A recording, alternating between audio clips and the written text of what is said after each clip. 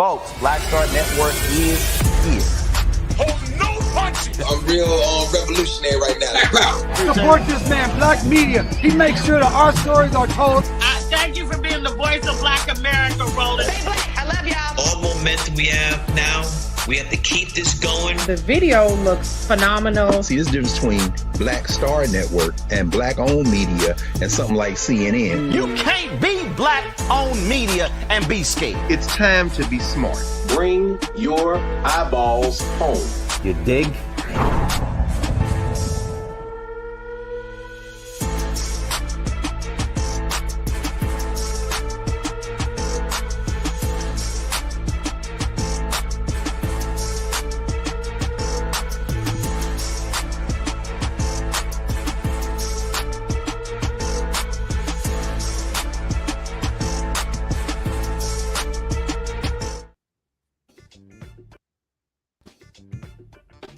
Folks, today's Wednesday, January 7th, 2026, coming up on Roland Mark Unfiltered, streaming live on the Black Star Network. A woman is shot and killed, murdered by an ICE agent in Minneapolis. Condemnations are ringing in from across the city, the state, and the country.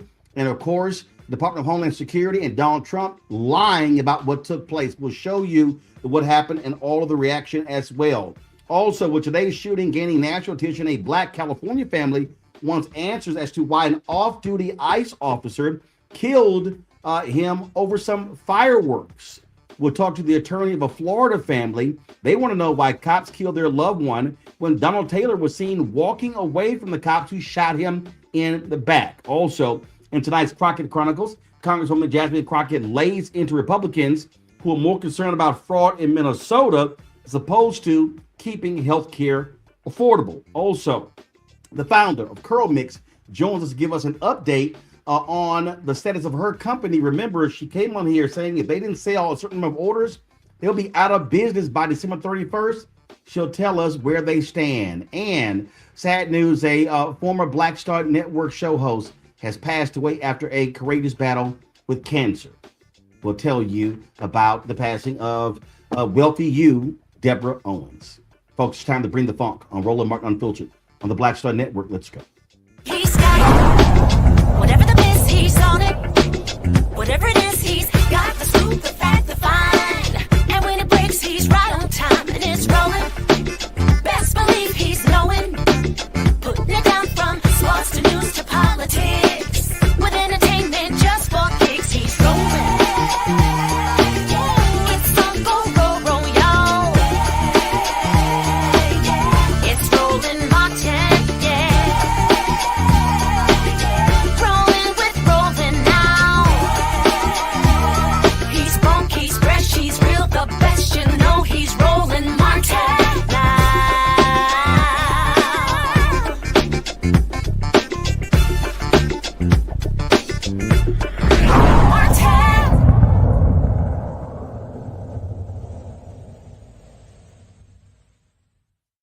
Weeks, an ICE agent has gunned someone down, this time in Minneapolis. It took place there with a confrontation with ICE officers. Now, the Department of Homeland Security, they literally tried to say that violent rioters weaponized a vehicle who attempted to run officers over. Folks, that's an absolute lie. This is the actual video of the shooting.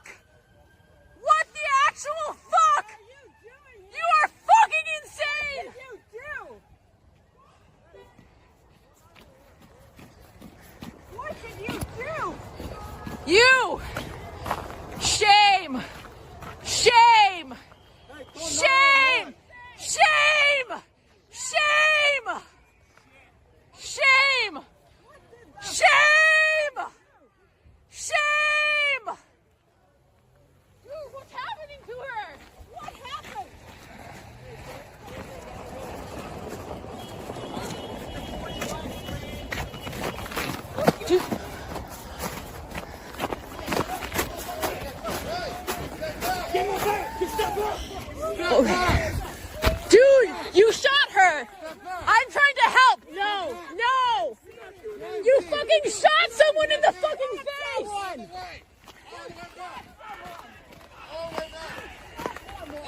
You shot someone in the fucking face. Do you have a conscience? Do you have a conscience?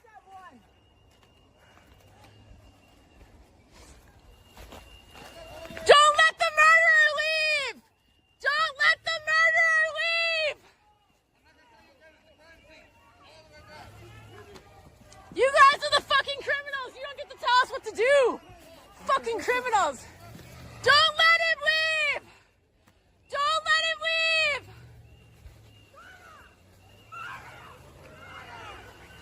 Pussy motherfuckers, man. No! Get the fuck out of our neighborhood!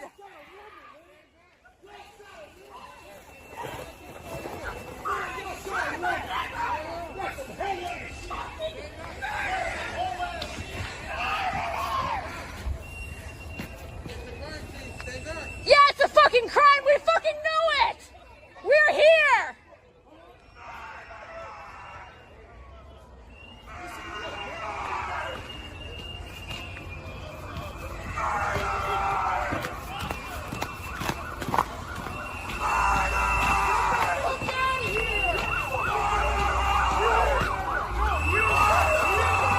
Yeah, like what the absolute fuck, man?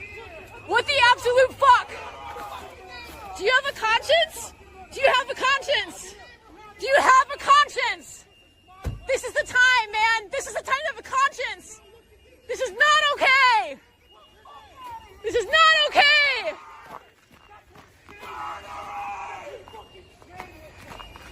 Get a fucking conscience. Can you look at me and tell me you're doing the right thing? Get the fuck out of here, bro. You didn't fire any weapons. Fucking your people did, man. In the head. In the head. I didn't do anything. And she drove me to the floor. Murderer. You, look at me. Look at me. You can't even. Watch out, man. Watch out. Why don't you look at me? I thought you could do it. You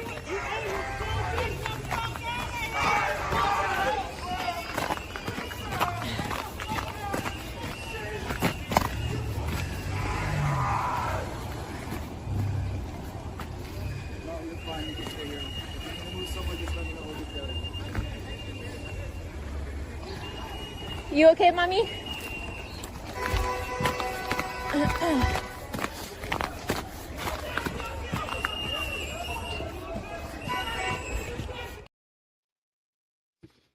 Now, folks, here's this video from another angle.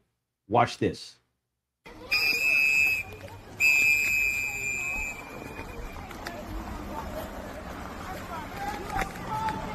get the fuck out of our neighborhood.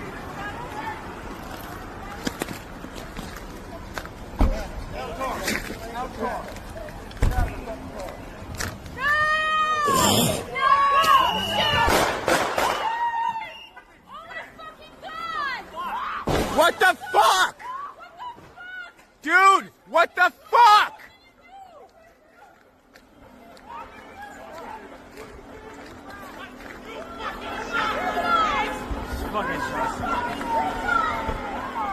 Dude, you did a murder for what?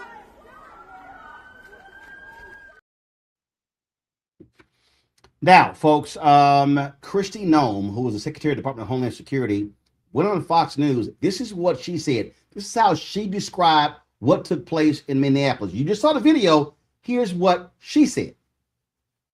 You asked about a shooting that we just had in Minneapolis, Minnesota. It was an act of domestic terrorism. What happened was our ICE officers were out in an enforcement action. They got stuck in the snow because of the adverse weather that is in Minneapolis. They were attempting to push out their vehicle, and a woman attacked them and those surrounding them and attempted to run them over and ram them with her vehicle. An officer of ours acted quickly and defensively shot to protect himself and the people around him. And my understanding is that she was hit and is deceased. We're continuing to gather more information, but this goes to show the assaults that our ICE officers and our law enforcement are under every single day. These vehicle rammings are domestic acts of terrorism. We're working with the Department of Justice to prosecute them as such. We will continue to protect our ICE officers and in cooperation with other law enforcement agencies as well. Folks, what you just heard was an absolute lie. So I want y'all to cue up the video, the first video we played, the 4.5-minute video. Okay. And so she said, this is what she said. She said, oh, the officers were trying to get the vehicle out of the snow.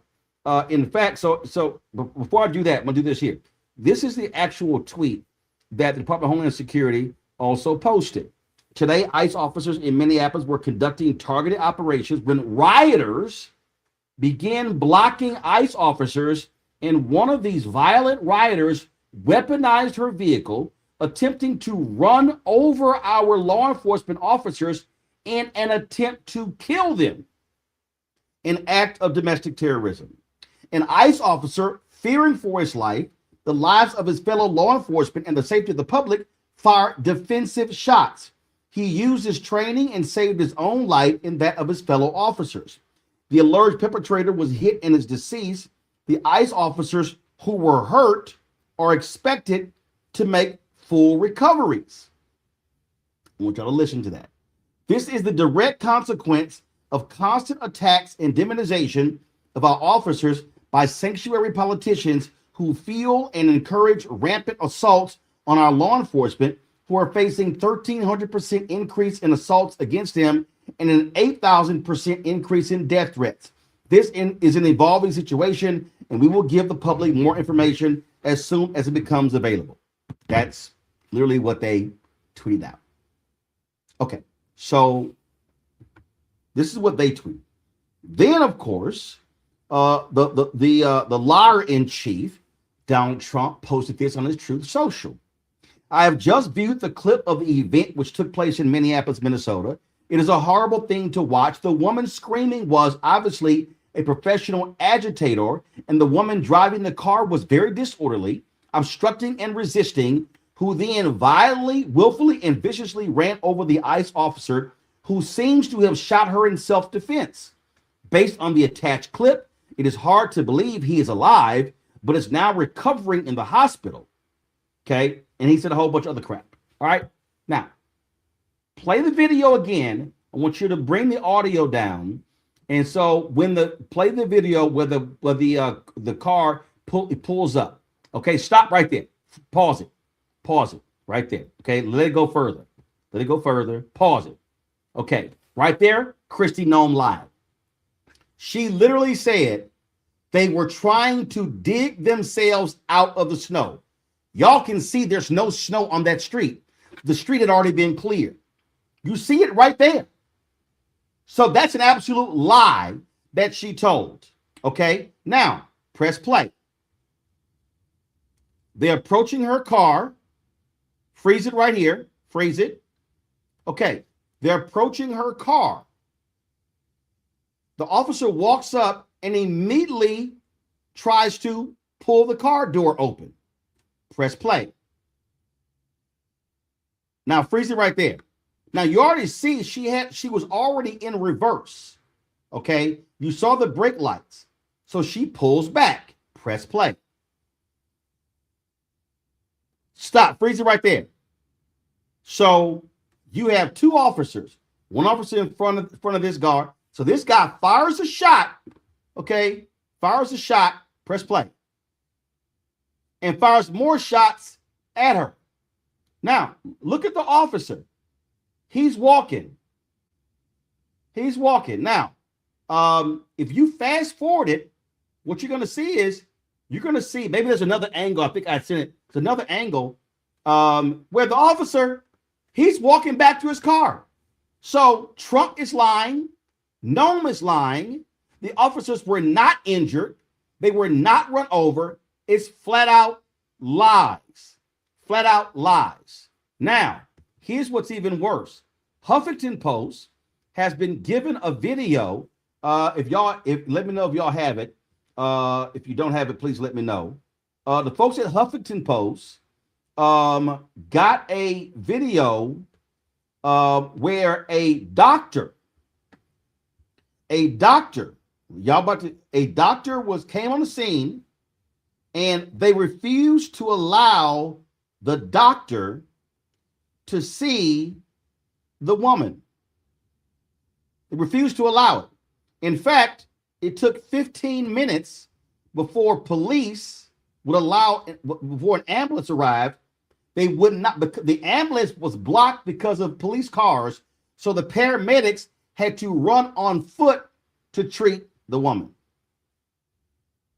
Yeah. That actually happened. And again, goes to show you what we're dealing with here.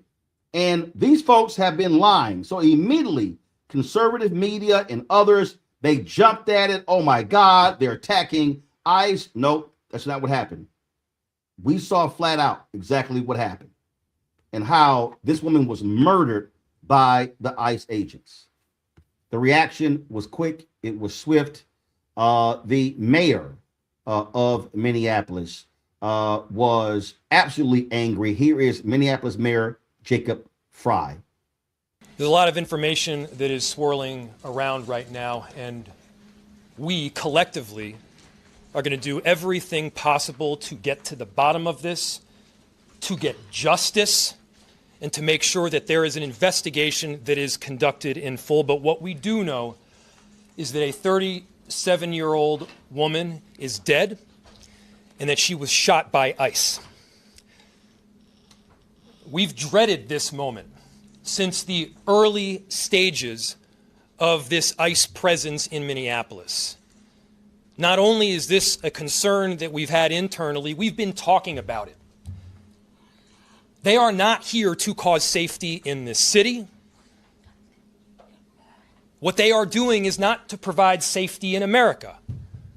What they are doing is causing chaos and distrust. They're ripping families apart. They're sowing chaos on our streets. And in this case, quite literally killing people. So they are already trying to spin this as an action of self-defense. Having seen the video of myself, I want to tell everybody directly, that is bullshit. This was an agent recklessly using power that resulted in somebody dying, getting killed. As soon as it happened and we learned of the incident, we had several priorities. The first, of course, was to get the victim to the hospital and to get care as soon as possible. To the family, I'm so deeply sorry. There's nothing that I can say right now that's going to make you or your relatives or the friends of the victim feel any better. There were, I believe, 2 Minneapolis police officers that responded and were in the ambulance on the way to the hospital. The second was to get ICE off of the scene. There were dozens, if not hundreds, of ICE and federal officers that were there at the time. Having them there was only causing more chaos. Having them there was only making a difficult situation even more problematic, and one that, yes, they created themselves. There's little I can say, again, that'll make this situation better, but I do have a message for our community, for our city, and I have a message for ICE. To ICE, get the fuck out of Minneapolis. We do not want you here. Your stated reason for being in this city is to create some kind of safety, and you are doing exactly the opposite. People are being hurt. Families are being ripped apart. Long-term Minneapolis residents that have contributed so greatly to our city, to our culture, to our economy are being terrorized, and now somebody is dead. That's on you. And it's also on you to leave. It's on you to make sure that further damage, further loss of life and injury is not done. We're going to be working towards justice as quickly as we possibly can right now, and justice is what we've all got to get. Next, a message to our community. Look, we all know that the agenda of this Trump administration is to create chaos. Let us respond right now with our best versions of self. This is a moment where all of us in Minneapolis and beyond, we can rise to the occasion. We can show them who we are. We can show them the kind of courage, bravery, love, and compassion that makes Minneapolis, Minneapolis, and that makes America, America. We are better than a bunch of ICE agents being deployed to cities around the country and ripping apart families and communities. We're better than that. And so we are going to meet that hate with love.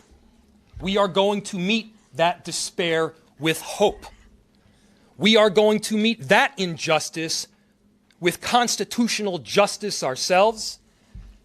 And we're going to make sure that in this very difficult moment, we do not take the bait that these ICE agents are trying to create and that the federal government, to be clear, wants.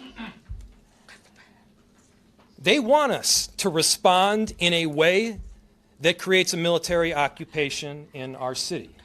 They want an excuse to come in and show the kind of force that will create more chaos and more despair.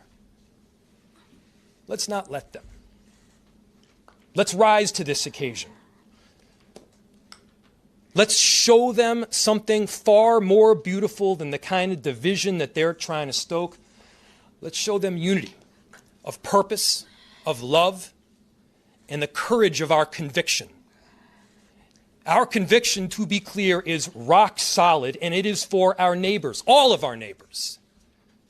It's for people who have lived here for 80 years. It is for new immigrants who have made this city a better place. That's the kind of love that we're going to show up with right now. If you're angry, I get it. I am too. If you're feeling that kind of despair, it's understandable. Let's show them who we can be. Let's show up with peace. To march, to protest, to hug one another, to love all the way with peace. Do not give them what they want.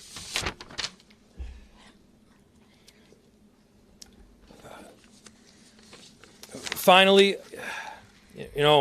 we've got a lot of work that needs to happen right now to make sure that, first, of course, the scene was secured as much as possible, that we were able to get the victim, now deceased, to the hospital. We've got a lot of work to do in the coming days. I want to thank our city enterprise for the work that they have done, but more importantly, what they're about to do, because this is going to be heavy and our city has been through a lot. We also know that we're prepared to do right for people. All right, folks, this is how Minnesota Governor Tim Walz responded in his news conference after this murder. This morning, we learned that an ICE officer shot and killed someone in Minneapolis. My deepest condolences to the family, to the loved ones who had to learn about this tragic event on national television. We have been warning for weeks that the Trump administration's dangerous, sensationalized operations are a threat to our public safety, that someone was going to get hurt. Just yesterday, I said exactly that. What we're seeing is the consequences of governance designed to generate fear, headlines, and conflict. It's governing by reality TV, and today that recklessness cost someone their life. I've reached out to Secretary of Homeland Security Kristi Noem, and I'm waiting to hear back. Let me be clear, Donald Trump and his administration may not care much about Minnesota. That's been pretty evident, but we love this state. We won't let them tear us apart. We'll not turn against each other. To Minnesotans, I say this: I feel your anger. I'm angry. They want a show. We can't give it to them. We cannot. If you protest and express your First Amendment rights, please do so peacefully, as you always do. We can't give them what they want. The hearts and minds of the people in this state are on our side. To Americans, I ask you this: please stand with Minneapolis. To Minnesotans, know that our administration is going to stop at nothing to seek accountability and justice. The State Bureau of Criminal Apprehension are working on the investigation. We have activated the State Emergency Operations Center. State Patrol and Minnesota National Guard leadership is connected with the Minneapolis Police Department, the St. Paul Police Department, Hennepin County Sheriff's Office, the DNR, and Minnesota's Homeland Security and Emergency Management. We have activated dozens of members of the State Patrol's mobile response team. And from here on, I have a very simple message. We do not need any further help from the federal government. To Donald Trump and Kristi Noem, you've done enough. There's nothing more important than Minnesotan safety. I've issued a warning order to prepare the Minnesota National Guard. We have soldiers in training and prepared to be deployed if necessary. I remind you, a warning order is a heads up for folks. And these National Guard troops are our National Guard troops. They're teachers in your community, they're business owners, they're construction professionals. They are Minnesotans. Minnesota will not allow our community to be used as a prop in a national political fight. We will not take the bait. Folks, again, just shocking and stunning, and the lies continue to come out of the White House as they try to cover all of this up. Our panel is Rebecca Carruthers, President, CEO of Fair Election Center out of D.C., Tyler McMillan, Social Justice Leader and Movement Strategist out of D.C., Joy Chaney, founder of Joy Strategies out of D.C. Rebecca, I'll start with you. I mean, it's just lies, pure and simple from Trump's White House. No shock, because he's a liar in chief. Well, first, Happy New Year, Roland. So with talking with some folks on the ground and getting messages like on my phone, just getting, asking people, hey, what are you hearing on the ground? Especially to your point earlier, the stark contrast with what the administration is saying that is lies and very inaccurate. Even the idea that this person was protesting, as you can see in that video and what I'm hearing from folks on the ground, that there is no reports that there was a formal protest that was happening. But even saying that this person was a domestic terrorist, once again, there's no, first of all, a domestic terrorist, there really isn't that designation by the federal government in this country, and they're not even able to prove it. So they're just saying words. What this reminds me of, I had a conversation with a colleague last year, and they said, look, we're in a slow-moving civil war. It started at Charlottesville, and quite frankly, it's a war between white people versus white people, just like the last civil war that we had. And so what's interesting as a Black person observing and seeing what's happening is a white woman was killed today. And yes, they're trying to paint her as super liberal because also in that car was her wife, because this was a white woman who happened to be a lesbian. And the reason why I bring that is that we know this administration is going to try to other her. They're going to try to say she was extremely radicalized. They're going to say all sorts of things. And so I'm curious what white people are going to do in this country when they see one another being killed by this fascist regime. We sat there and we watched Tyler as Trump and Noem lied, talking about the injuries. This is the officer who shot and killed this woman. Oh my God, how did he survive? It doesn't look like he's having serious issues with walking. Again, but that's how they actually lie. Yeah, absolutely. And I would say the only domestic terrorists that we have seen in this country lately is those who insurrected the Capitol and who was marching here in Washington. And I think when we look at this case, when federal agents kill civilians and walk free, I think the message is really clear. It says that some lives are expendable in the name of enforcement, and that Black lives and folks' lives, immigrant lives, continue to live under this constant surveillance and this fear and this militarization of their communities.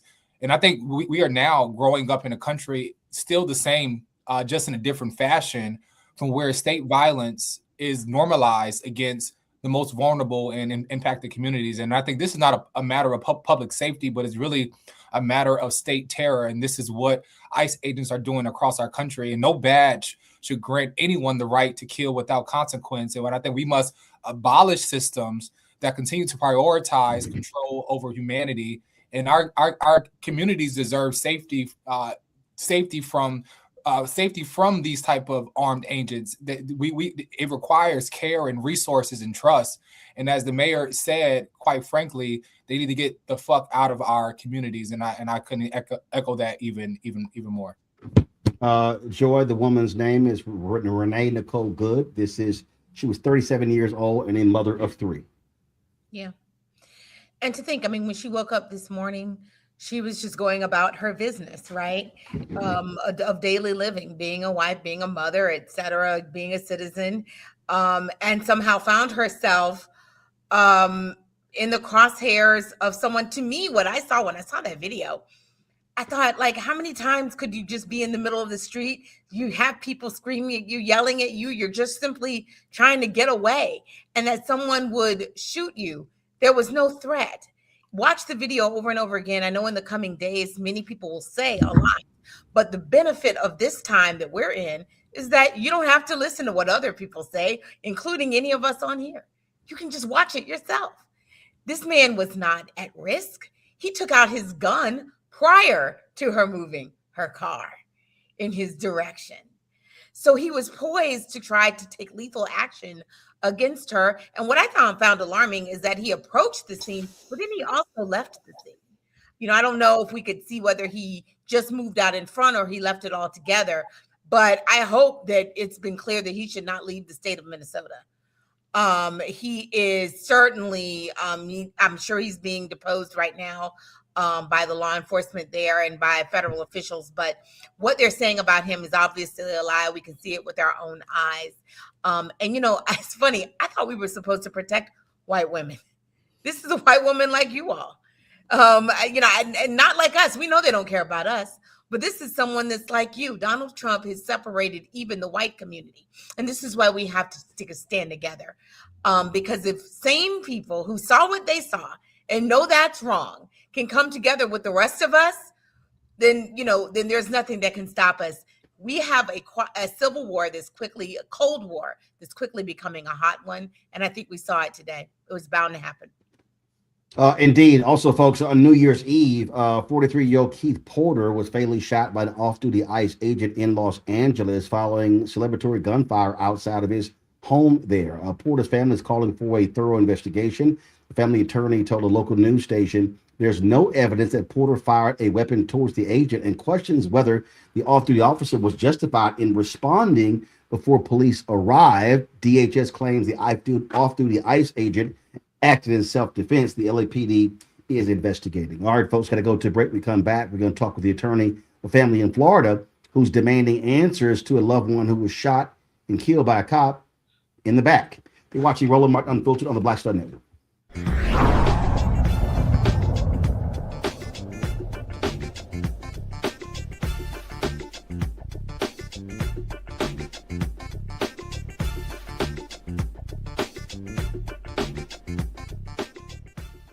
They said the quiet part out loud. Black votes are a threat, so they erased them. After the Supreme Court gutted the Voting Rights Act in 2013, Republican legislatures moved fast. New voter ID laws, polling place shutdowns, purges of black voters from the rolls. Trump's Justice Department didn't stop it, they joined in. In 2018, his DOJ backed Ohio's voter purge system, a scheme that disproportionately erased black voters. Their goal, erase black votes and political power. Yeah, that happened. These are the kinds of stories that we cover every day on Roland Martin Unfiltered. Subscribe on YouTube and download the Black Star Network app. Support fact-based independent journalism that centers African Americans and the issues that matter to our community.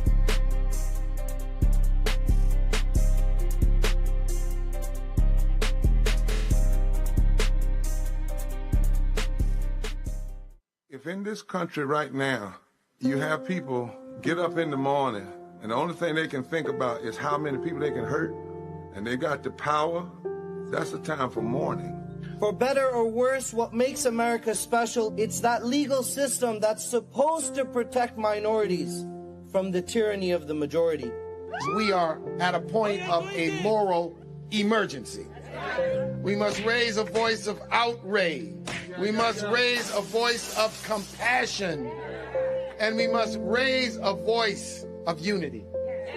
We are not in a crisis of party versus party. We are in a crisis of civilization, a human rights crisis, and a crisis of democracy itself. And guess what? You've been chosen to make sure that those that would destroy, those that would hate, don't have the final say, and they don't ultimately win.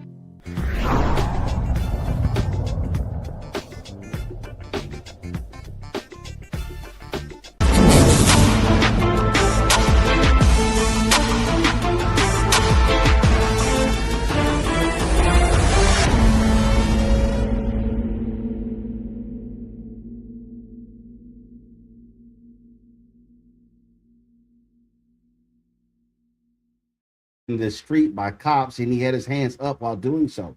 In a newly released video of the August 3rd shooting, 32-year-old Donald Taylor is seen walking down the street. He goes out of frame, but what happens when he reappears that leads his family to say he was murdered. Now we want to warn people that this video is disturbing. It could trigger some folks, and so we want to give you some time to look away.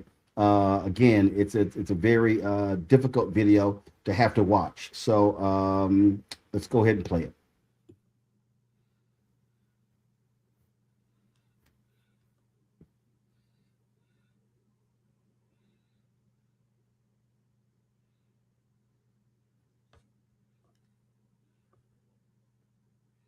All right, folks, do we have the video?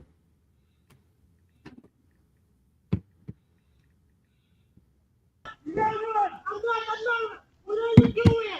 Why are you guys listening?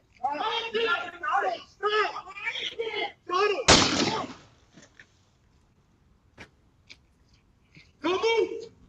Do not move! Do not reach! Do not reach! Do not reach! I'm leaving.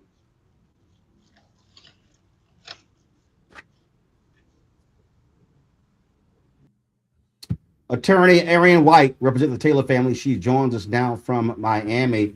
Okay, so walk us through this here. Were they trying to execute a warrant?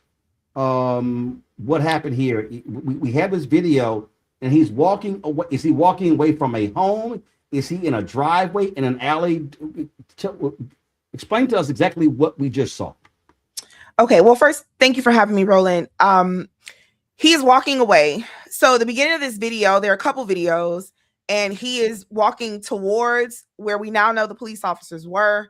But then he's seen walking away, and you can kind of hear the commotion of when the interaction with the officers first begins. It's not an alleyway. It's a street where there's just more street. It's a neighborhood. It's a community. He's not on anybody's property. He's just walking down the street. And he comes into contact with these police officers, and he walks away, as you saw, with his hands up, with his arms out. And he's shot in the back once, a fatal shot. I am of the opinion, I'm not a medical expert, but it appears very clear that he died right there. But that is information that the family has not even been provided, quite frankly. Every piece of information that we have is because his family has been diligent in trying to figure out what occurred that day. Haven't gotten any information from the police. We don't know who the officer was. I cannot even confirm that they were executing a warrant. Transparently, there were several felony crimes that Mr. Taylor was suspected of occurring, I believe, the week before this incident.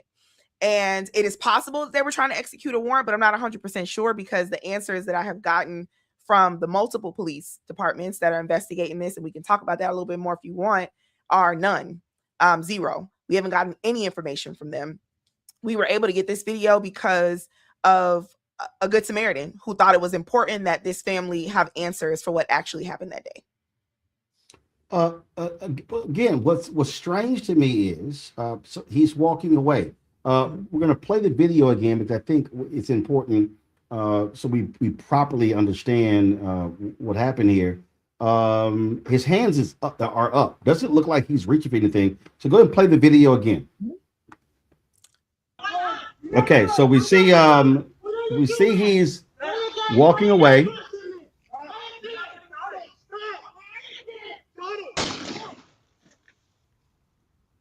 So here's what. So and watching that video there, and watching that video, come back. Okay, watch that video. He's not reaching for anything. Now, after he's shot, we hear them say, "Do not reach." He makes no move. So I don't understand why in the situation Why do you fire a weapon? Your gun is out, not taser or anything along those lines. Yeah, there's no reasonable, rational, or legal explanation from our standpoint. There was no reason to shoot him. It's my understanding that sometime before this incident, there was another interaction where he was able to get away, is the way that they explain it. I haven't been given any details on that either. Even in that situation, though, there has not even been an allegation at that point that he was armed or anything like that. Now, at some point later in this video, there appears to be a weapon that's discovered on his body. But I want to remind you, Roland, we live in Florida. People have weapons. I have weapons, right? So it's not illegal to have a weapon. I'm going to be a lot more fair to them than they were to Mr. Taylor and say that assuming that they believed, all the allegations that have been put forth against him, that they approached him as though he was armed and dangerous, right? But in this country, at least, as far as I know, it does not matter if you're charged with a misdemeanor, a trespass, a felony drug possession, or murder. The burden of proof is the same, right? The police don't get to be judge, jury, and executioner. He was entitled to an arrest, a reasonable response to his behavior, which I don't even believe a taser at this point. They didn't even attempt to physically accost him, as far as I can tell. But he was entitled to be arrested, prosecuted by the state attorney's office, tried by a jury of his peers, and then, if found guilty, punished by a judge, right? And what they've essentially done is they have robbed the public of answers, right? They've robbed the potential victims of these alleged crimes of any answers, and they've robbed Mr. Taylor of his life, his family of his life. He was a young man. He was 32 years old. And I sat on this video long enough to try to figure out something, right? To be a good attorney and think of some possible explanation. And I can't think of one that makes sense. Not one. This took place August 3rd. What has been the response, reaction from police department, from the district attorney? Yeah. So I haven't spoken with or heard from the district attorney at all. I will say this, and this is information that I'm not sure is public at this point, but I'm going to go ahead and say it now. This murder actually occurred. This is the City of Hollywood Police Department that fired these shots, is my understanding.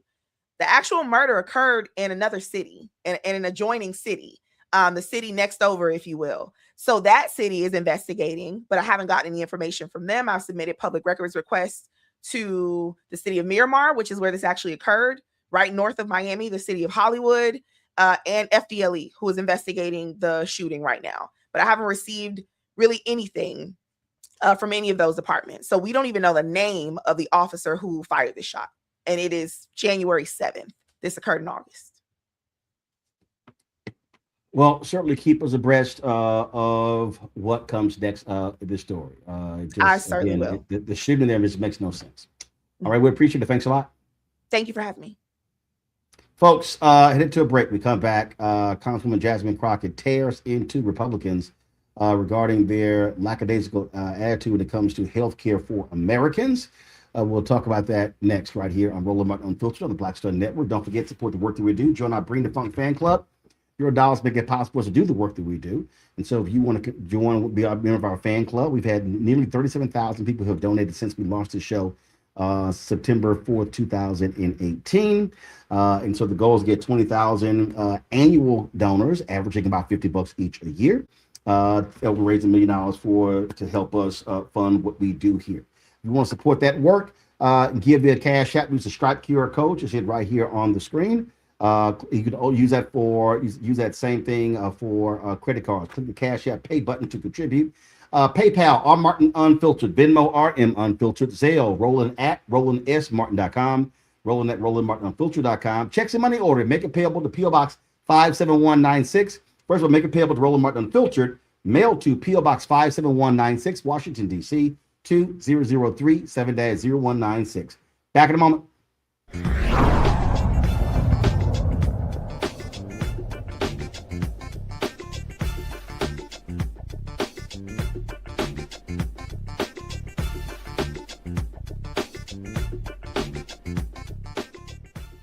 They said the quiet part out loud. Black votes are a threat.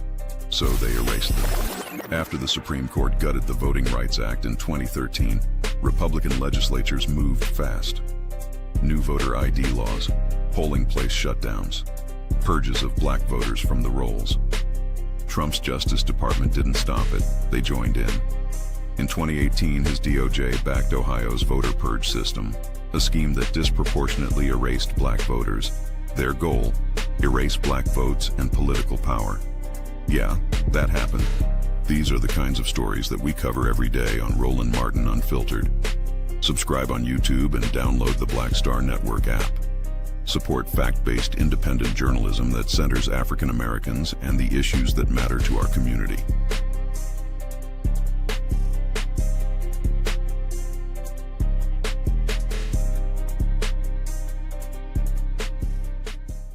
If in this country right now, you have people get up in the morning and the only thing they can think about is how many people they can hurt, and they got the power, that's the time for mourning.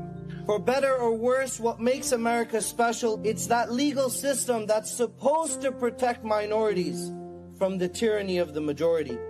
We are at a point of a moral emergency. We must raise a voice of outrage.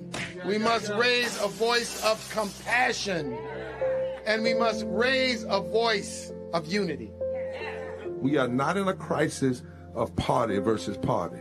We are in a crisis of civilization, a human rights crisis, and a crisis of democracy itself.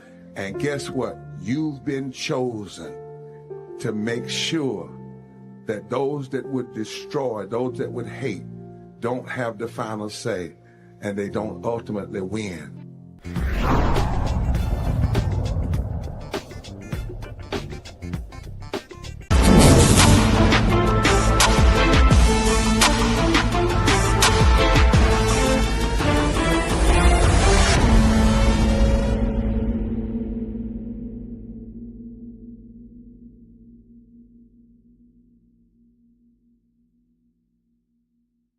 Fraud in Minnesota. Well, Congresswoman Jasmine Crockett had some other thoughts about that. And here is how she challenged the panelists today. I just have one quick question. I have not been here the entire hearing, but I don't think this question has been posed for each of you, and we can start at the far end. Do you believe that all Somalis are engaged in fraud? I do not, and I'd like to... Okay, just yes or no. Next. Of course not. Oh, absolutely not. We have good Somali people in our state. Okay. Absolutely not. Okay, thank you so much. I just want to make sure I level set, because it seems like we want to continue to, especially as we just heard those particular articles entered into the record, we want to continue to just make it seem as if you are Somali, then somehow you are a fraudster. And this administration has decided that it wants a target on their backs. And so when my colleague, Ms. Randall, decided that she wanted to talk about the threats that are being made towards various Somali people, the reason she brought it up is because this particular side of the aisle has a tendency of, if one person does something bad, especially if they are an immigrant, then we are going to cast aside that entire community. So I wanted to level set, and I appreciate your honesty, because that's something that we very rarely get from my colleagues on the other side of the aisle. In fact, if we want to talk about fraud, I got a lot of fraud that we're going to talk about, because we're going to get into this, but I am very curious to hear, let me ask you, Mr. Ballou, are you aware of allegations that $50,000 in taxpayer dollars have been given to someone that is currently sitting in this administration by the name of Tom Homan? Are you aware? Okay, that's a yes. I am. Okay.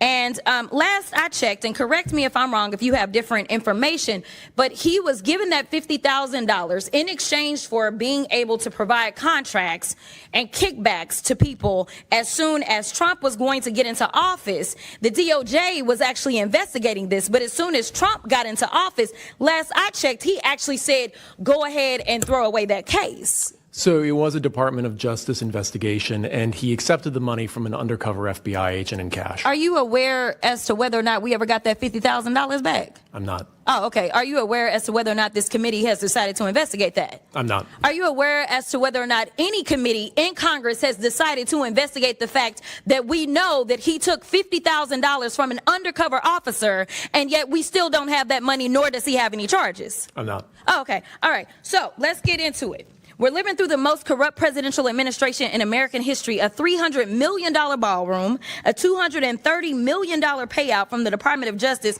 because the president got his feelings hurt because he had to be investigated for being a criminal.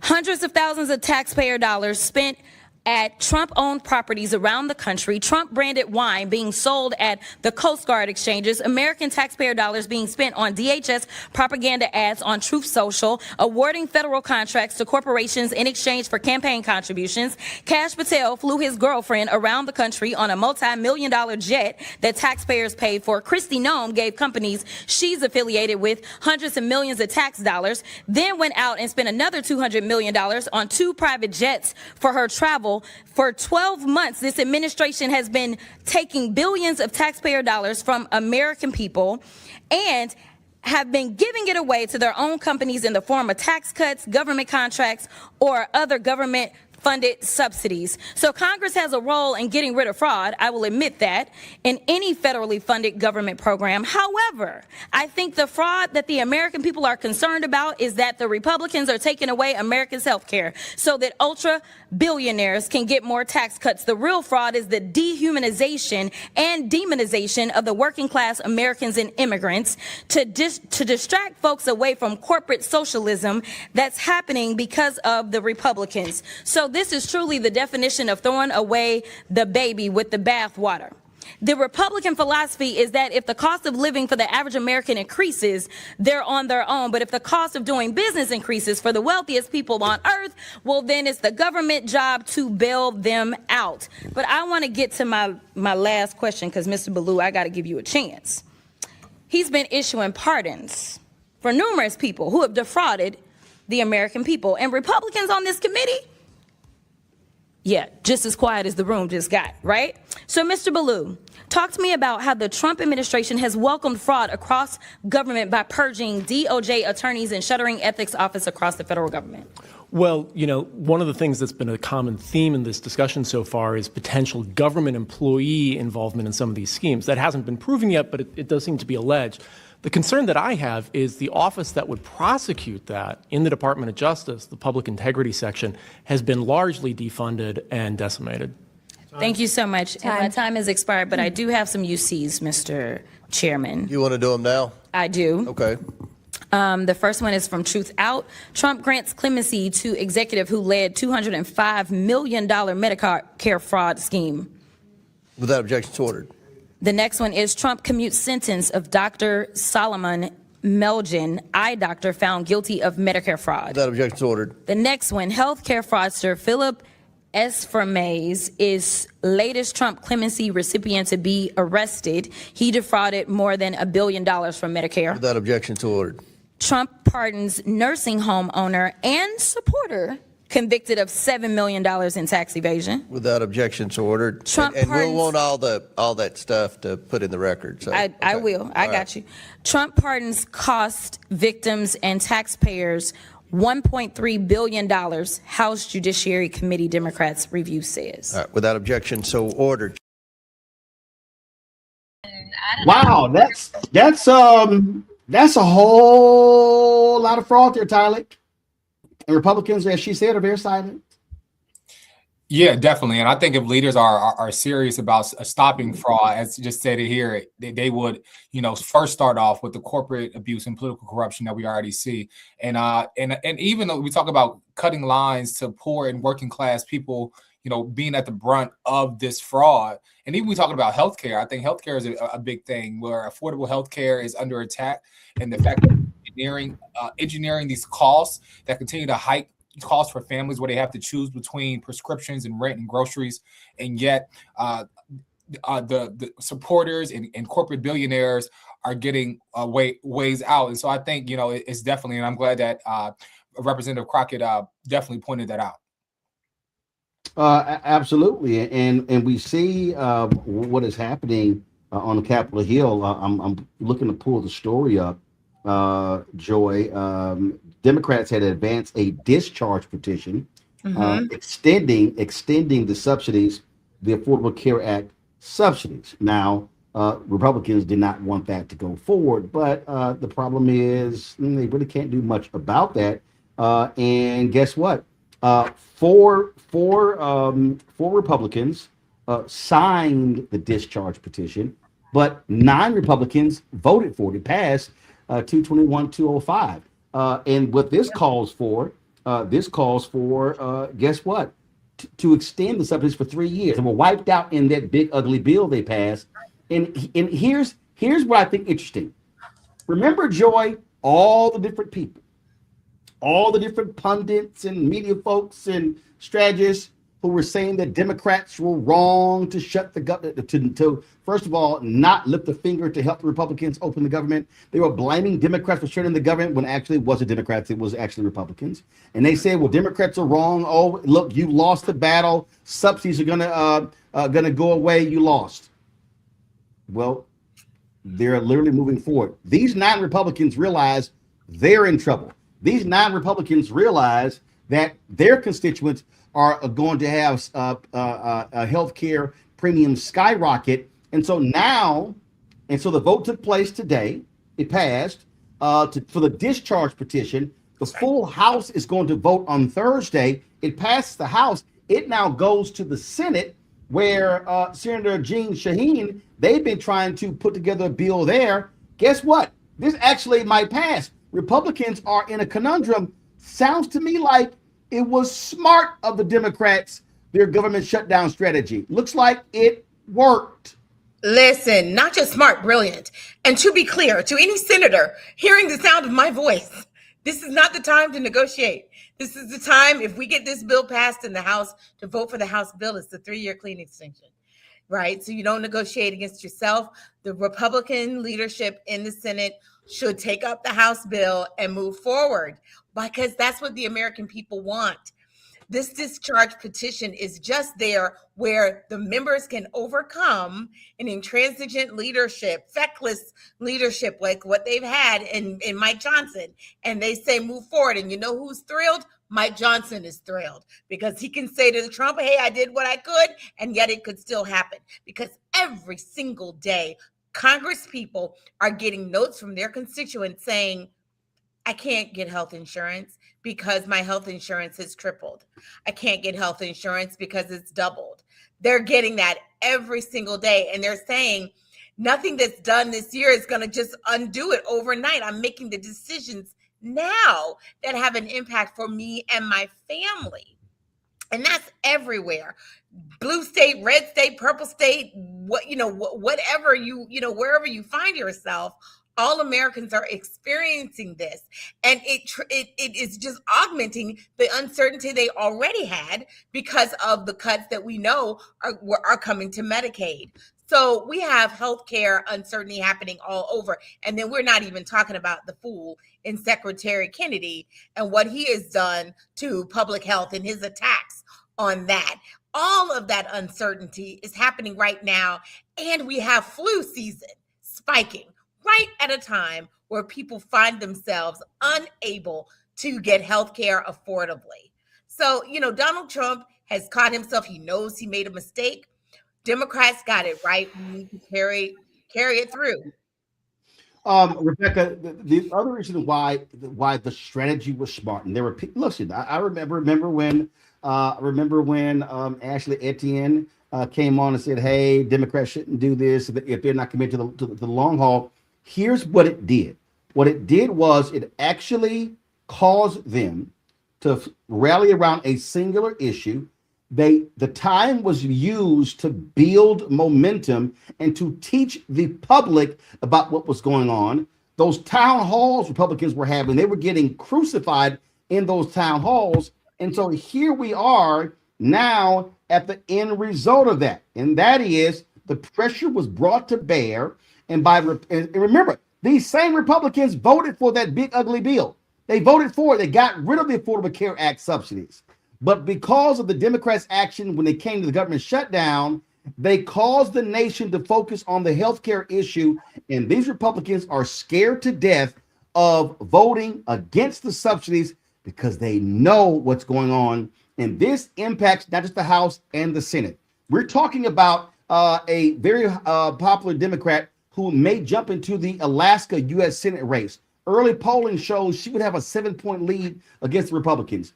You've got Susan Collins under serious assault in Maine. She could get defeated. You've got Joni Ernst, who's choosing not to run in Iowa. The Republicans have been getting their butts kicked in Iowa. That could be a pickup. You got former North Carolina Governor Roy Cooper, hugely popular, running on the Democratic side of North Carolina. That could be a pickup. You got Republicans have not been able to find a big name to run against Senator John Ossoff in Georgia. And so you literally have the potential. Again, it's not guaranteed. Democrats could very well end up controlling the United States Senate by riding the issue of health care and affordability.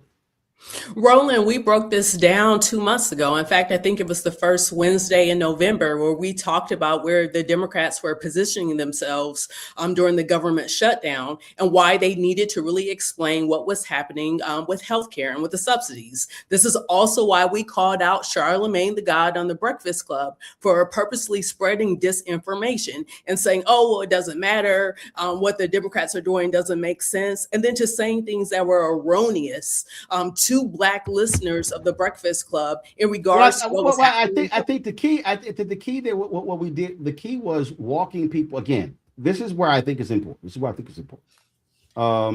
Because a person who's watching today may go, well, okay, I'm not understanding 6 months from now. Because remember, we had Congresswoman Lauren Underwood on the show.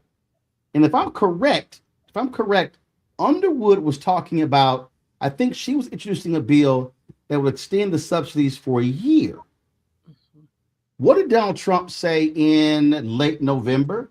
He floated a 3-year extension of the subsidies. Republicans were like, where's this coming from? This particular bill here, it would be 2 or 3 years. And so what you have going on here, and again, this is where I think people have to understand, action that you take in October and November may not manifest or show up until March, April, May. But this is where the strategy comes in.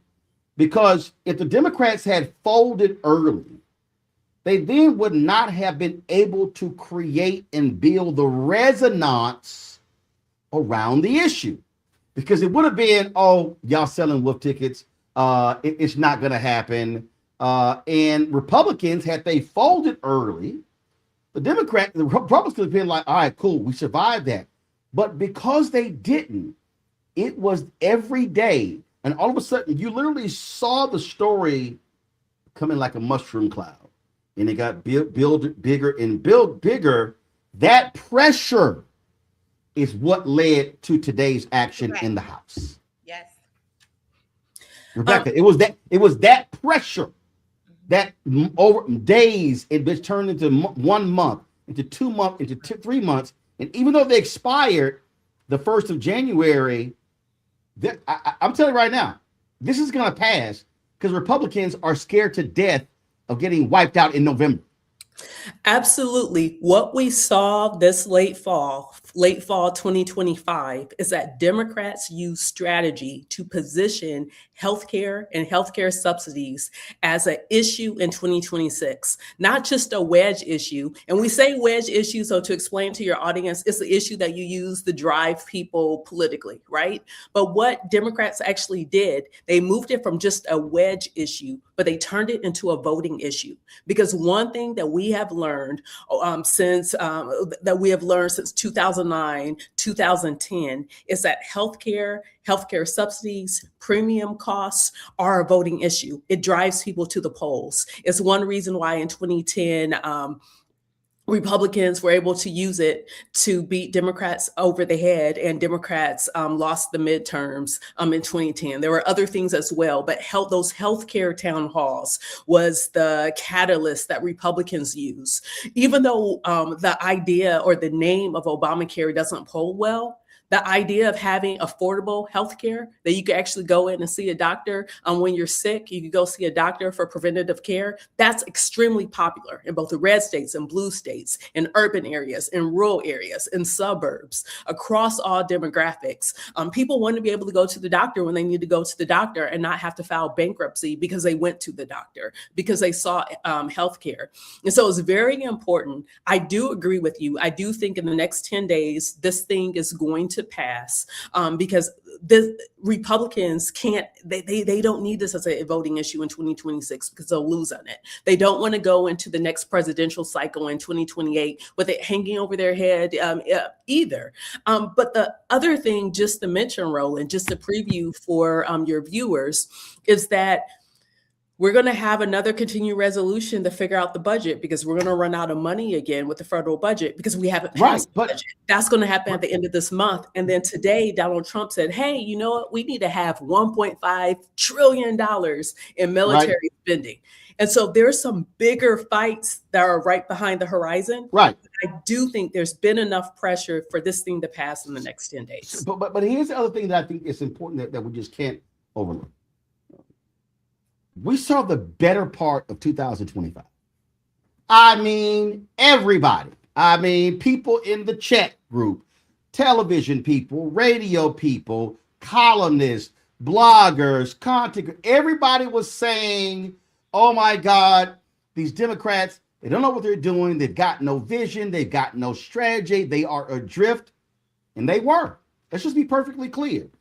They didn't know what the hell to say or do in February, in March, in April, in May, in June, or July, in August. What changed? And I need people to pay attention because we were trying to tell folks this. One, the Epstein files actually centered Democrats. You had folks like Thomas Massey and Boebert and Marjorie Taylor Greene and these MAGA people who like released the files. All of a sudden, Democrats saw a window open. So the audience, most people had never heard of this thing called a discharge petition. Folks had never heard of that. Remember, I need people, everybody paying attention. What everybody kept saying, oh, they don't know what they're doing. Schumer, Jeffries, they're horrible. Their messaging is terrible. In the House, Democrats had no power. But the discharge petition, if you could get 218 House members to sign on to a discharge petition, you can bypass the Speaker of the House, bypass the committees, and bring a bill directly to the floor. What happened? That's what they did with the Epstein files. Then all of a sudden, Democrats said, well, wait a minute. Yeah, the government shut down. Then they started, wait a minute, hold up. We got a message. Healthcare, affordability, healthcare. Then it was, wait a minute. We could put a discharge petition for these subsidies. And that's where we're at right now. So for people who were complaining, people who were saying that their strategy in the government shutdown was wrong, I'm like, no, you weren't getting it. What it did was we finally saw in the last quarter of the year, October, November, December, we finally saw Democrats wake up, come up with a strategy that focused their entire party, and people were literally following that and not just trying to chase Trump on every other tangent. And now, what do you now have here? Oh, this is the Wall Street. Let me pull it up right here. If you don't think this stuff is important, y'all, how it all plays out, look at this right here. Boom. Trump moves to ban large investors from buying single-family homes. It's unclear whether congressional approval will be needed to institute the ban. You may say, well, wait a minute, hold up. What's going on there? Because he's getting killed on affordability. His approval ratings are low. What did he say the other day? Look, y'all got to save me. If we don't keep control of the House, they're gonna impeach me. Tyler, why would you be concerned about impeachment if you didn't do anything that actually could lead to impeachment? See, this is what we're now seeing. It's showing up in the polling data.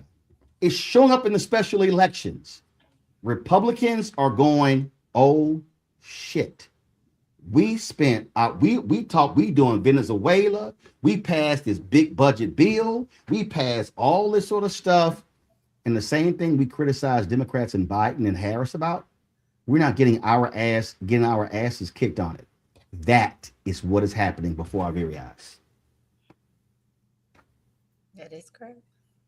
And I think framing the shutdown, around healthcare and affordability, because I think, in the abstract budgets, when we think about the budget's sake, is like whether people are living or dying. And I think that in that moral contrast of like protecting people over politics, and I think moving that and understanding the framework of how the Republicans, kind of moved the Epstein stuff, kind of using that same framework to really focus in on healthcare that many Americans care about, because I mean, it's really about life or death, and folks really have to make decisions now about keeping a roof over their head or going to buy prescriptions. And so I think it's a smart contrast to make. Enjoy for the Joy 1 second. And for the people who were saying, oh, Trump had this economic plan and Kamala Harris didn't. Well, here's the deal. This is Trump's tweet right here. I am immediately taking steps to ban large institutional investors from buying more single-family homes, and I'll be calling on Congress to codify it. That was him in a tweet today on Trump social, whatever the hell that thing is. This is the plan of Vice President Kamala Harris. Yeah.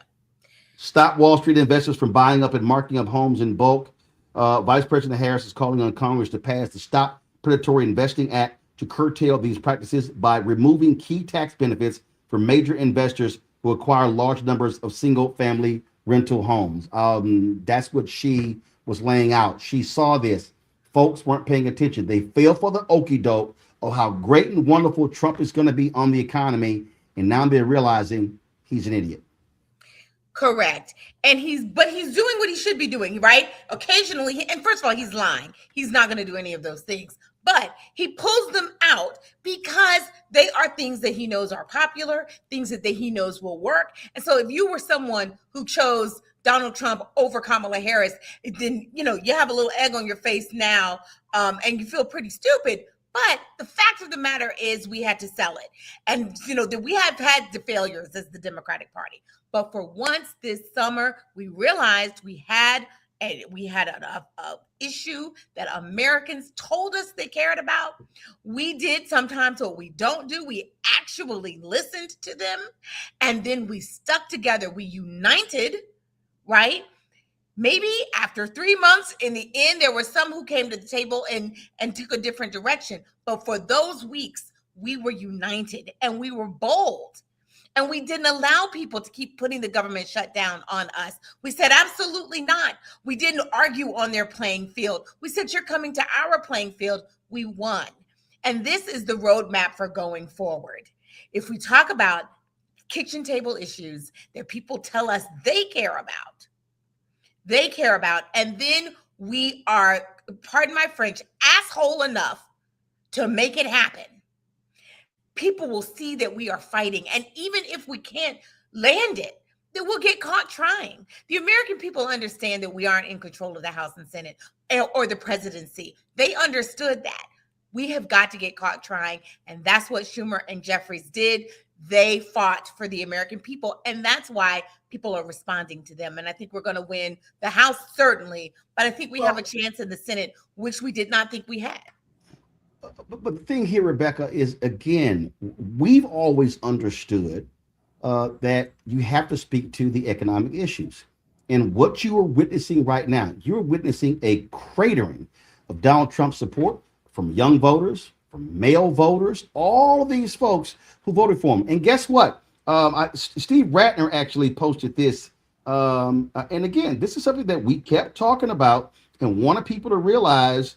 But you have to constantly be pounding the message. What do Republicans always do? They're always pounding the message. This was from KFF, and this is why that what they were doing during the shutdown was so important, because it emphasized this percentage point increase in uninsured rate 10 hardest hit states. 7 of the 10 states are red states that voted for Trump. Louisiana, the top 3 are Louisiana. First of all, Louisiana, Florida, Arizona. Then you have Kentucky, Arkansas, West Virginia, Oklahoma. That's 7 out of 10. And so what the government shutdown did was it crystallized for people, hey, the people who you voted for in the House and the Senate, they're the ones screwing you on the Affordable Care Act. And Rebecca, I know Democrats keep doing this, and you notice I never say Obamacare. It is stupid. It is insanity for Democrats to use the phrase Obamacare when that was a poll-tested phrase to purposely be a negative. You don't reinforce the negative. And so we see it. Republicans, man, y'all get rid of Obamacare, but don't touch my Affordable Care Act.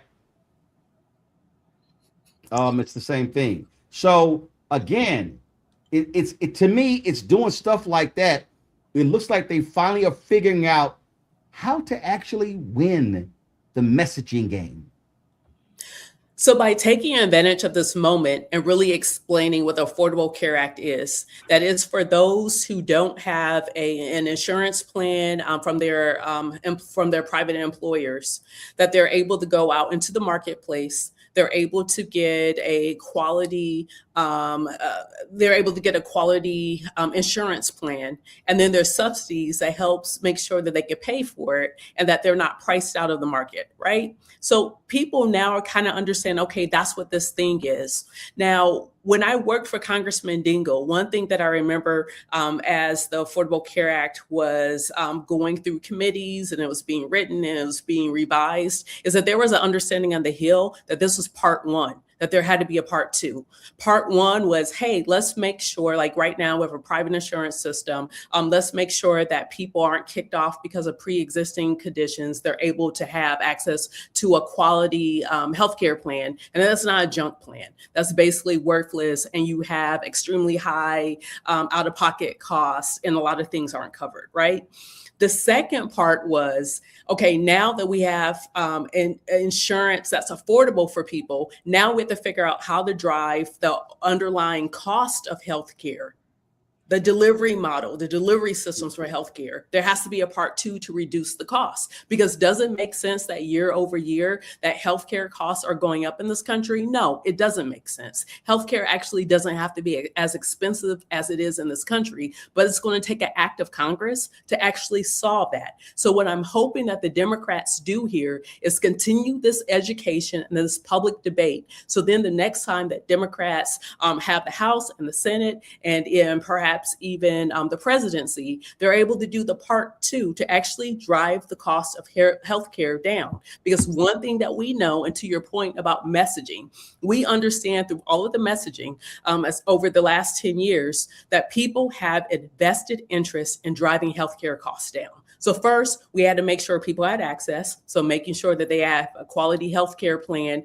that they could pay for. And then the next step is actually reduce the cost of healthcare. And so I want to make this last point before I go to break here. And again, this was another Ratner tweet that I thought was interesting. Florida, Texas, Mississippi, South Carolina, and Georgia, all red states, stand to suffer the most, he calls it, from the Obamacare subsidy expiration because they haven't expanded Medicaid, leaving many low-income households uninsured. Y'all, this is the thing right here. And this is why you have to connect the dots. And y'all hear me say this all the time. You connect the dots, you connect the dots, you connect the dots. And that is, and this is Bishop William Barber, poor people, the working class. Guess what? If all of a sudden Republicans make this move, So they passed that, they call the big beautiful bill, or let's call it the big ugly bill. It got rid of the subsidies. It got rid of lots of different things. What did I constantly say in 2025? White people are going to have to experience pain. They're going to have to experience it. They're going to have to feel it. Remember when the government shutdown happened and it was all of this stuff over SNAP benefits? And I said, I know no one wants to deal with this, but they're going to have to go without food. And people was rolling. Look, the people who, I mean, these government workers, first of all, the law states that when there's a government shutdown, that the government workers are repaid the money when they were out. So here's the thing for everybody who kept saying that, well, it wasn't smart. The reality is Democrats knew that the government workers were going to get the back pay. Okay. So you had to make a calculated decision. And when you did, and you had limited power, that's what you had to do. But what this did was this woke people up, because low income people, middle income people, upper income people, all of a sudden, when those letters drop, hey, this is what your premium is going to be in 2026. The subsidies go away. Oh shit! What? All of a sudden, my premium is going to go from $2,400 to $25,000. Yep. And why? Because they got rid of them. They got rid of them. And so this is what we kept saying to people. And so it was important for people to understand strategy, to understand the education process. And unfortunately in America, unfortunately in this country, we have folk, it used to be a billboard phrase, now it's the size of a tweet or a TikTok video. It takes time to have to explain these things. And what you're now seeing, and again, it's no guarantee it's going to happen, but y'all, this actually happened today. This is the vote. There was a vote to discharge this vote. This is it. It was 221 for, 205 against. 9 Republicans crossed the aisle. Thursday, this, what does this do? This actually extends the subsidy. This particular proposal that they're voting on will extend the subsidies for 3 years. I need everybody to hear what I was. Remember during the government shutdown, Democrats were talking about a 6-month extension. If I'm correct, Representative Lauren Underwood, when she came on our show, she was saying her bill would have a 1-year extension. It was Trump who threw out, man, we may want to extend this for 3 years. You know why?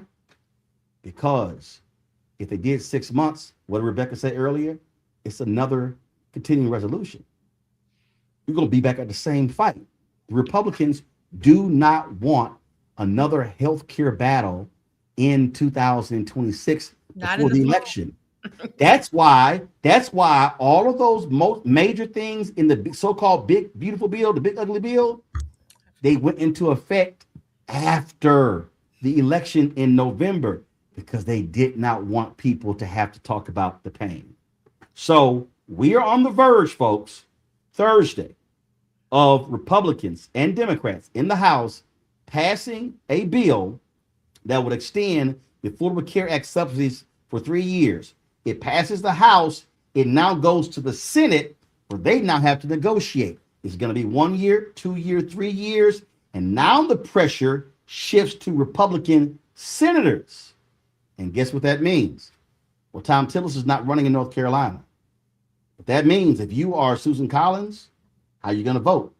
Lisa Murkowski in Alaska, how are you going to vote? Oh, if you are running in other states, Florida, we can go on and on. Joni Ernst in Iowa, how are you going to vote? The bottom line is this brilliant move of the discharge petition, getting 9 Republicans in the House, could very well cause the bill to pass in the Senate, and then you see the extensions. And so smart play, but that's how you have to understand how the dots are connected, and you play a short game versus a long game. We'll see what happens. Going to go to a break. We come back. Black Star Network headlines with Brittany Noble and more on Roland Martin Unfiltered. Back in a moment.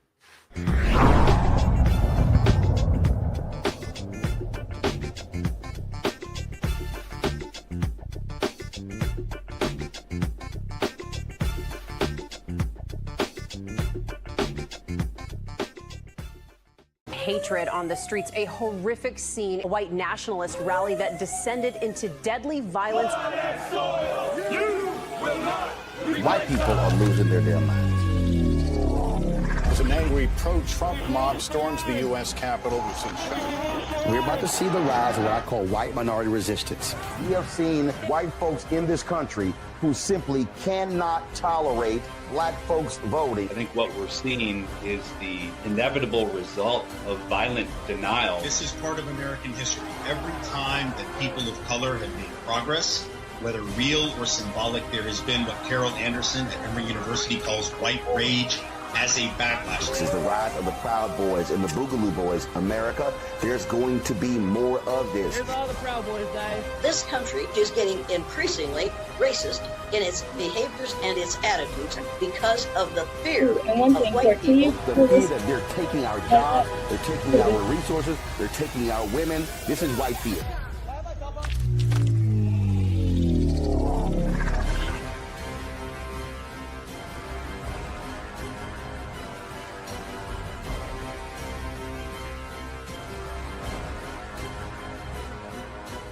They said the quiet part out loud.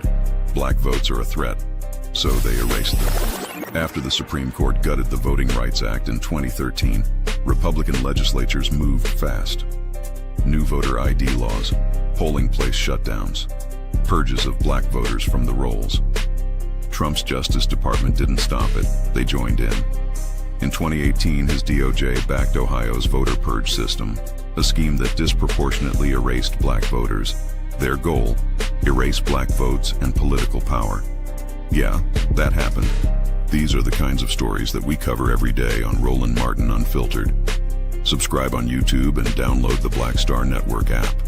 Support fact-based independent journalism that centers African Americans and the issues that matter to our community.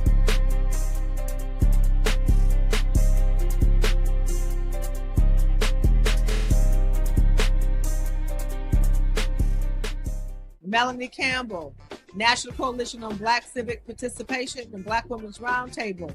And we are watching Roland Martin Unfiltered all day, every day, 24/7. Spread the word.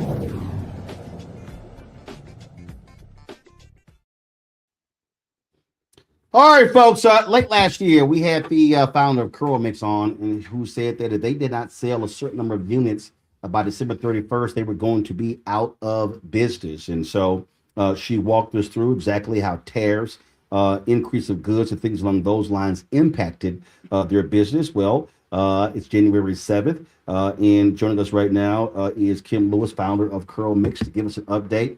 Okay, Kim, what the hell happened? Y'all still in business, or you done?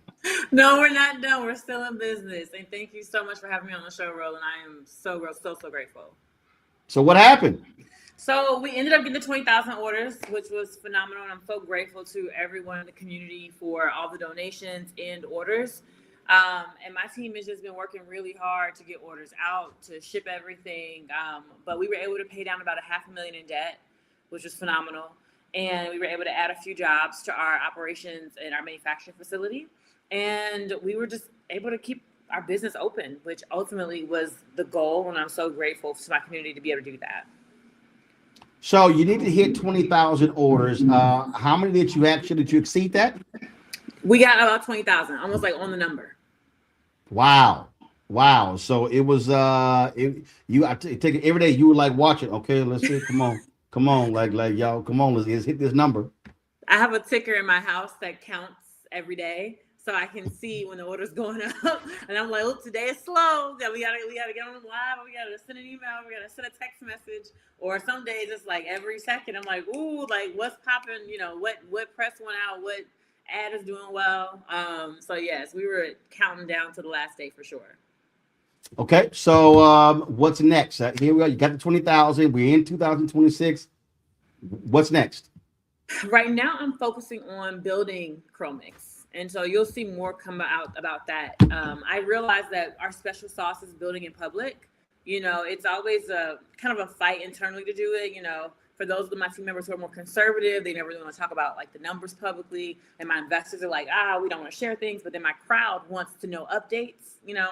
what's happening, what's going on in the business. And every time we've done something public with the business, it's been successful. From Shark Tank to crowdfunding the first time, crowdfunding the second time, and then protect CurlMix. And I'm like, that's our secret sauce. Why don't we just go all in and build in public? And so I'm going to be bringing our customers along as we build in public throughout the year. Where we that's challenges. Sorry, go ahead. Yeah, listen, I have said to numerous people that very issue. I talk about what we do here, and I was having a conversation with several individuals, and I said you have to be transparent. I said you have to be letting people know this is where we are, this is what we're doing. And I'm going to have probably tomorrow. I'm going to be there was somebody who was supposed to build our new sprinter, and it was a Black-owned company. This person did not. We sued them. We just got the default judgment. I'm gonna give the details tomorrow. And so when there's a piece of equipment and we're trying to do something, I'm like, y'all, this is what this stuff costs, because we're in a moment now. And I was having this conversation with a sister who's had a business for more than 20 years. And I keep saying, we got to understand, when we say it's just us, ain't no cavalry coming for us. We see how they are attacking contracts. We see how they're attacking DEI. We see how they are going after everything. They want to defund Black America. And so this is where we have to look inward and really build. And that means being very transparent, open with the public. Let them know that, hey, if y'all want this stuff to continue, this is what you're going to have to do. No one is coming to save us. No one. And you're so right. And what we've learned, though, is that we can save ourselves. It is possible. And I think building in public is going to allow people to just be bought in and really feel like we're being honest, because I think that sometimes people think we're hiding things, and that's never the intention. It's always with the intention to protect the business. But I think you can protect the business and still be transparent at the same time. Maybe, in fact, protecting the business is being transparent, So that is my focus for 2026, building CurlMix. All right, then. Well, congratulations. Glad you hit it on the number. It's still in business. For folks who want to check your product out, what site did they go to? CurlMix.com. We sold out of a lot of things. The only thing available to buy is our 10 for 10. So which is basically 10 products for $10 each. We are still getting out the orders from December. So, we had 20,000 orders. A lot of those 20,000, like 10,000 came in right at the end. And so we are focused on getting those orders out and should be caught up by the end of this month. And then the 10 is the best thing to buy because everything else is out of stock right now. All right, then. Well, look, congratulations. I'm sure that is a huge sigh of relief for you. Y'all were just, pushing and pushing and pushing. But that's what, the reality is when entrepreneurship, that's what it's all about. And so congratulations, and we look forward to great things in 2026. Thank you for having me, Roland. I appreciate you. All right, folks, going to a quick break, coming right back. Headlines with Brittany Noble. Back in a moment.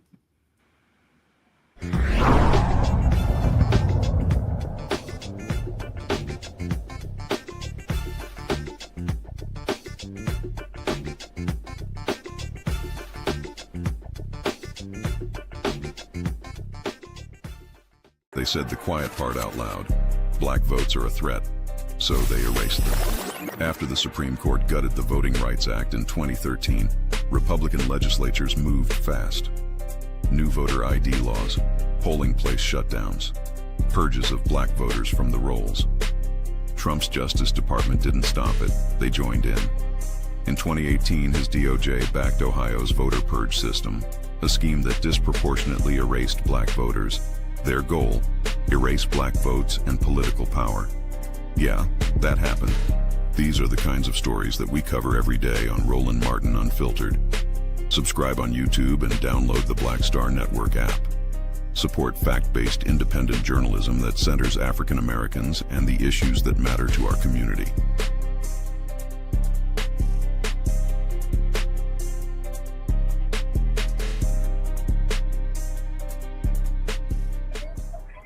In this country right now, you have people get up in the morning and the only thing they can think about is how many people they can hurt, and they got the power.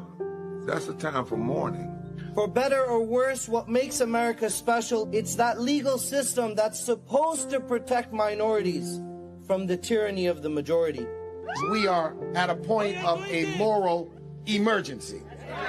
We must raise a voice of outrage. We must raise a voice of compassion. And we must raise a voice of unity. We are not in a crisis of party versus party. We are in a crisis of civilization, a human rights crisis, and a crisis of democracy itself. And guess what? You've been chosen to make sure that those that would destroy, those that would hate, don't have the final say, and they don't ultimately win.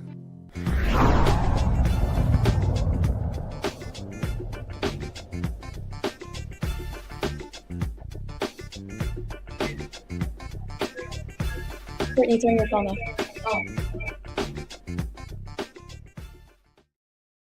All right, folks, time for Black Star Network headlines with Brittany Noble. Roland, the trial of a former Uvalde, Texas school police officer accused of failing to act during the 2022 Robb Elementary shooting resumes on Thursday. Adrian Gonzalez has pleaded not guilty to 29 counts of child abandonment and endangerment stemming from the massacre that left 21 people dead. Prosecutors say a key witness has changed her testimony, now placing the shooter closer to Gonzalez than she did in statements given to a Texas Ranger during the original 2022 investigation. Now, if convicted, Gonzalez could face up to 2 years in prison. A legal showdown is unfolding between a major U.S. county and the federal government over millions in COVID-19 public health funding.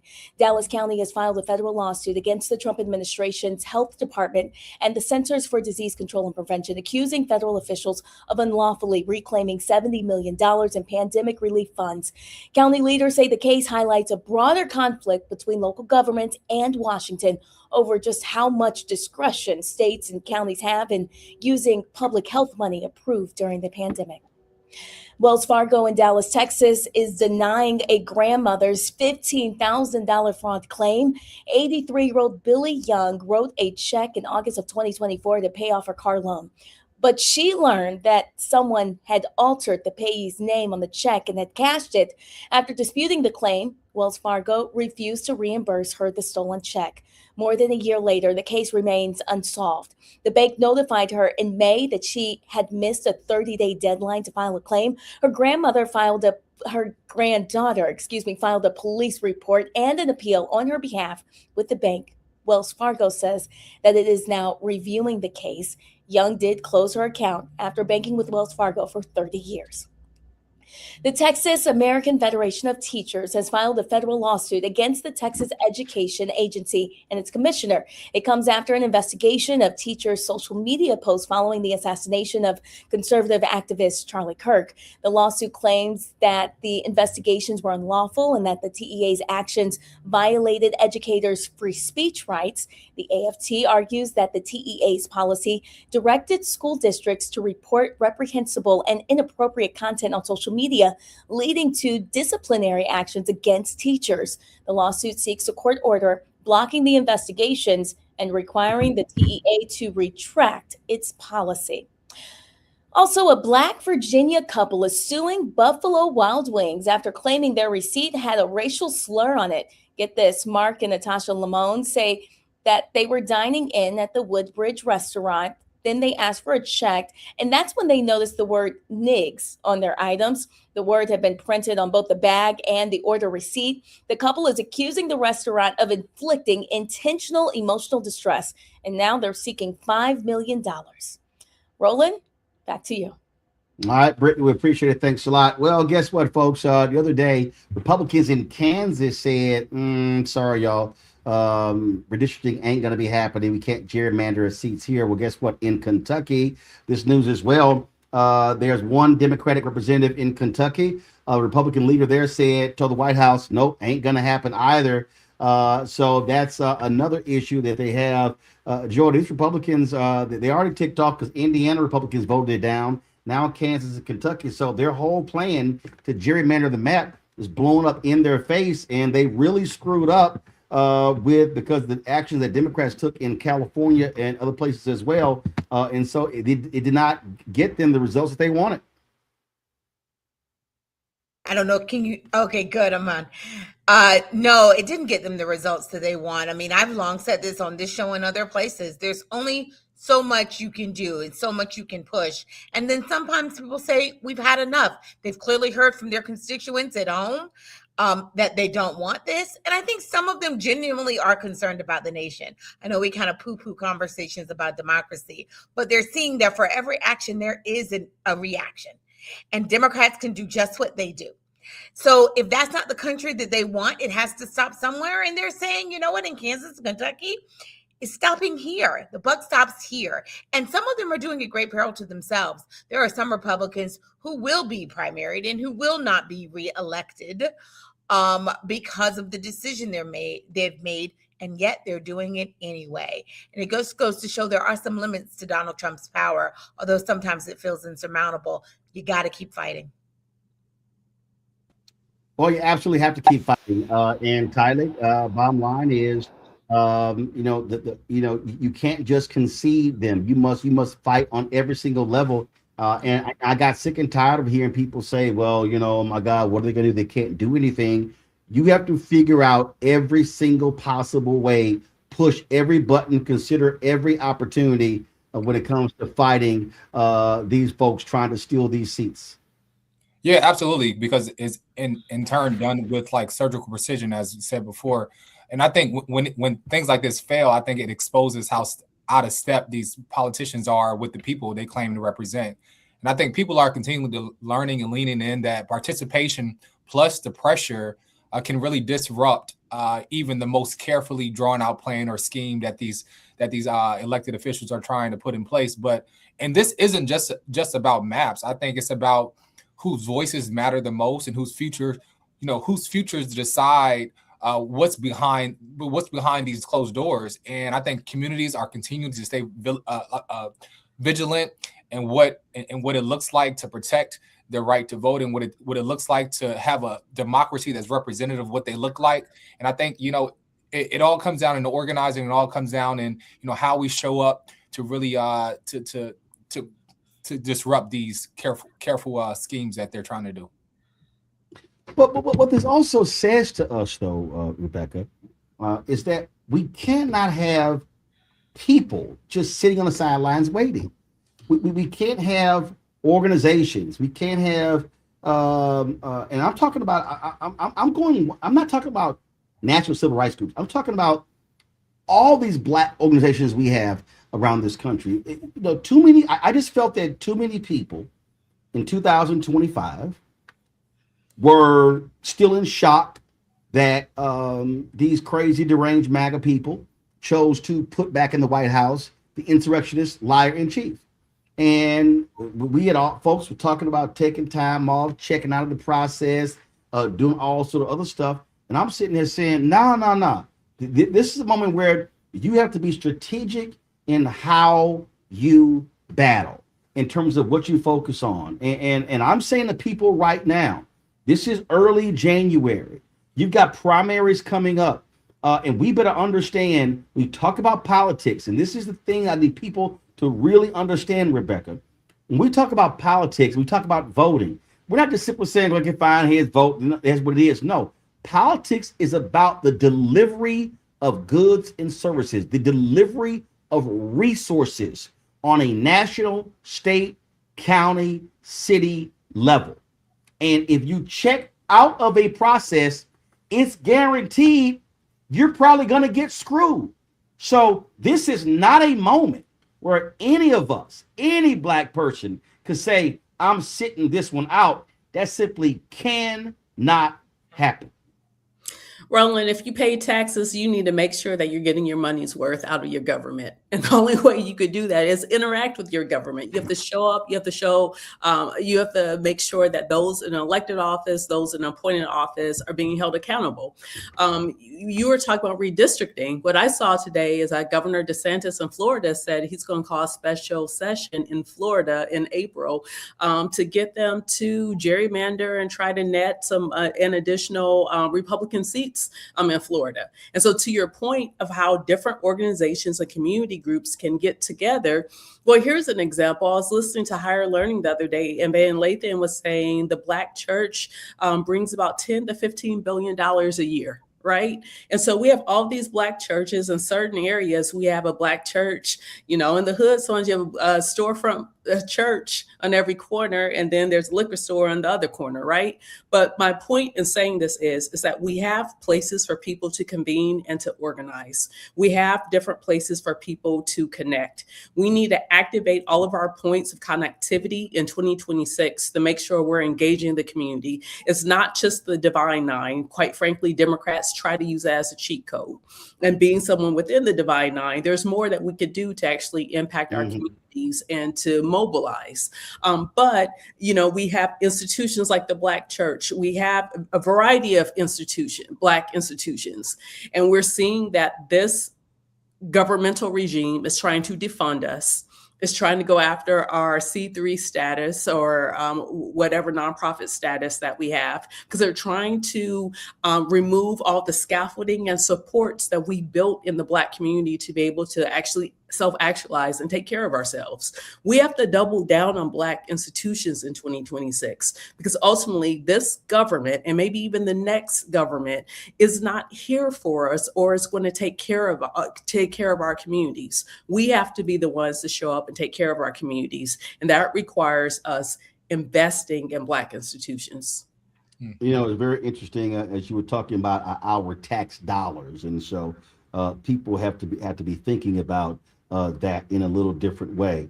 I was over the a couple of days ago, I was perusing YouTube, and I came across this movie I had never heard of. The movie was Playing Through, the story of Anne Gregory. And she was the first Black woman to play in the U.S. Public Amateur in 1956. She won some 300 golf tournaments around the country. I'd never heard of her. And I saw this movie. Her husband, who served in the Navy, taught her how to play golf. So if y'all go to YouTube and just type in Playing Through, the story of Anne Gregory, it's phenomenal. I, again, had never heard about her, never knew her story, but she was an amazing golfer. But there was something that you said that she also said. So she integrated a public golf course that was in Gary, Indiana. It was where a lot of Black folks played. So African Americans were banned from playing, was South Gleason Park Golf Course. And so in the early 60s, Gleason Gregory walks up. She says, quote, "My tax dollars are taking care of the big course, and there's no way you can bar me from it." And she said, "I'll see you on the first tee." And she went to the first tee, and she was like, "I dare y'all to call the cops." And then other Black people came as well. That's how that course got integrated. The point that you just made there is so critically important. These are our tax dollars. Exactly. These are our tax dollars, and for the school district, for the city, for the county, for the state, for this country. And I just need our people to understand this ain't no check out moment. This is the absolute check in moment. And we have to recognize what's going on. So I need folks to be focused. I need us to be engaged. I don't want to hear the pity party. And guess what? If there is we already know Republicans don't give a damn about Black people. Let's just be perfectly clear. Republicans don't give a damn about Black people. That's undeniable. But I made it perfectly clear because people are like, "Oh my God, you a shield?" No, I ain't no shield. If there's a Democrat who ain't doing their job, take their ass out. Listen, right now in North Carolina, there's a Black woman who's a state rep. Her name is I think Carla Cunningham. Well, guess what? She has voted with the Republicans on a number of bills.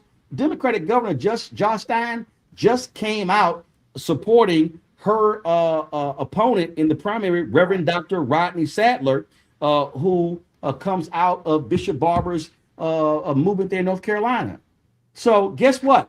I'm very clear. If there are people who are not doing their job, take their ass out. I ain't got no problem with that. I'm down with that 100%. Before I go, got some sad news right before I came on the show. And that is Deborah Owens. She used to host a show called Wealthy You here on the Black Star Network, passed away after a battle with cancer. Pull the audio up.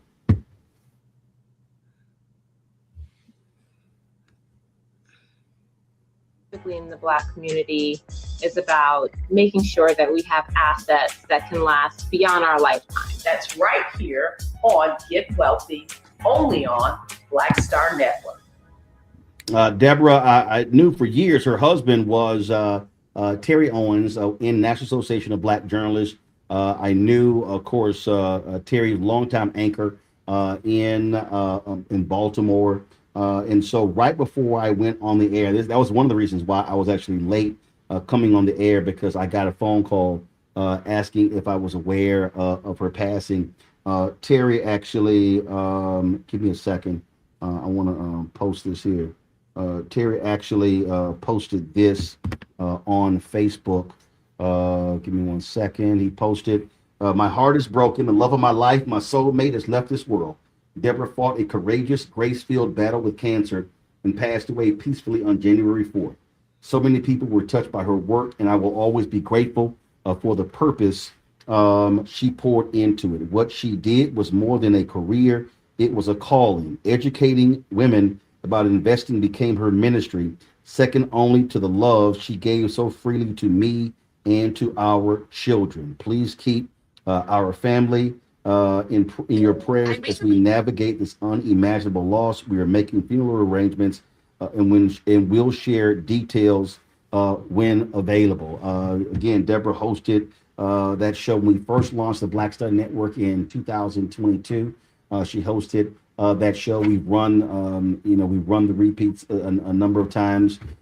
She did seminars and classes all across the country, spoke at a number of different places, was really about not just terrorists, not just with women, but also African Americans, about the importance of investing and saving and building wealth.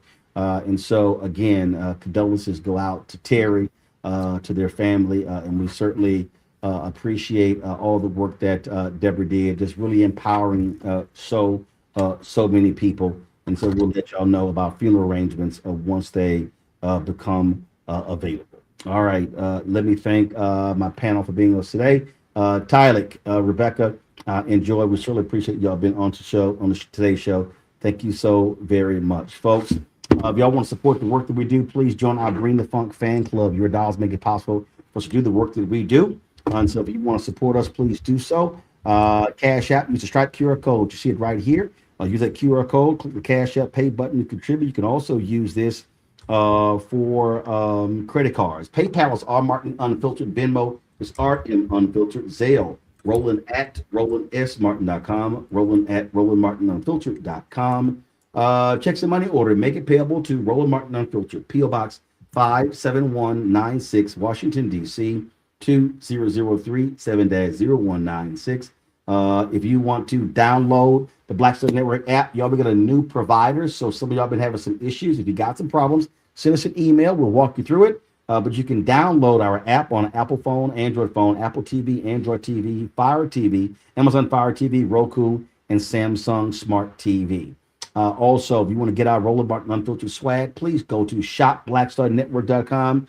T-shirts for t-shirt, you name it, t-shirts, sweatshirts, all that good stuff. Go to shopblackstarnetwork.com to get our t-shirts. Also, support Black-owned businesses. All the products that you see in my studio, of course, you can go to shopblackstarnetwork.com for that stuff as well. Go to our marketplace to support those Black-owned businesses.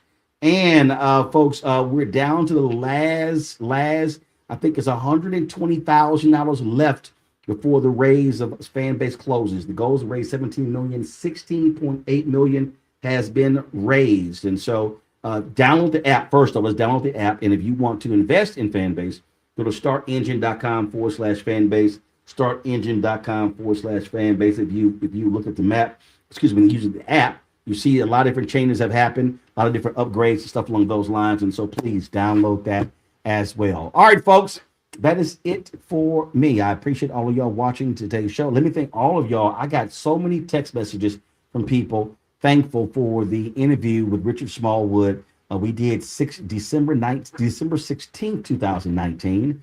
We thought it had been lost, and it simply wasn't categorized properly. So we found it. And so we have that as another interview that we found going to be airing next week. Former Senator Doug Jones, he was the prosecutor in the case of the white men who killed the 4 little girls in Birmingham at 16th Street Baptist Church. Well, we had interviewed him, same thing, thought that was lost. I actually found that before the Richard Smallwood interview. So we're going to have that on tomorrow's show next week as well. And so, but again, thank you so much. If y'all missed the Richard Smallwood interview, it's a fantastic conversation about his life, his book, Total Praise. Simply go to our YouTube channel. You can check it out. Just click live. You can see the video there, or go to our video segment. You can see it there as well. And please share it. But again, so many people were hitting me yesterday and today, thanking them for that interview. And that's just one of the reasons why we do what we do. Because listen, MSNBC, CNN, Fox News, ABC, NBC, CBS, you could throw all these digital outlets, all these people, they're not going to be sitting here talking about Richard Smallwood. We know what Richard Smallwood means to our community. We know what that means. And there's so many people like him who will never, ever get any airtime on any of those networks, because for them, they were like, who is that? Oh, Richard Smallwood? Well, I don't know who that is. Well, we know what it means to our community. And so having an outlet that allows for us to be able to sit down and talk to these individuals and tell their stories is critically important. We're going to be doing a lot more of those interviews in 2026, not just with entertainers, but book authors and business folks and health folks and you name it. And so that's why your support is so important for the work that we do. We've hired, new staffers. We've got a lot of work done. If y'all go to blackstarnetwork.com, you'll see how we have been taking a lot of these stories these interviews that we do on the show, turning them into written pieces on the website, moving a lot faster, getting those videos up. So when you share them is important. This, of course, is this. You'll see right here. This is now how blackstarnetwork.com looks. And so you see the interview we did there. We represent Norma Torres, an interview with LA Mayor Karen Bass, interview with Congressman Jimmy Gomez. We need to get the Hank Johnson interview up as well. You see us talking there with Mark Morial about their museum. That's good. The Hank Johnson interview is right there as well. And so, folks, this is what we've been working on. So we completely redid blackstarnetwork.com, turned to a news portal. You see our shows right there. We've got some shows that we're going to be adding as well. So lots happening here at Roland Martin Unfiltered and the blackstarnetwork.com, and your support is so valuable. I've been out of studio. Because we have been really focused on doing lots of change there, a lot of upgrading on video and audio. I'll show you some of that tomorrow. And so we're trying to make this as best as we can. So we certainly appreciate it. Folks, that's it. I'll see y'all tomorrow right here, Roland Martin Unfiltered on the Black Star Network. Holla!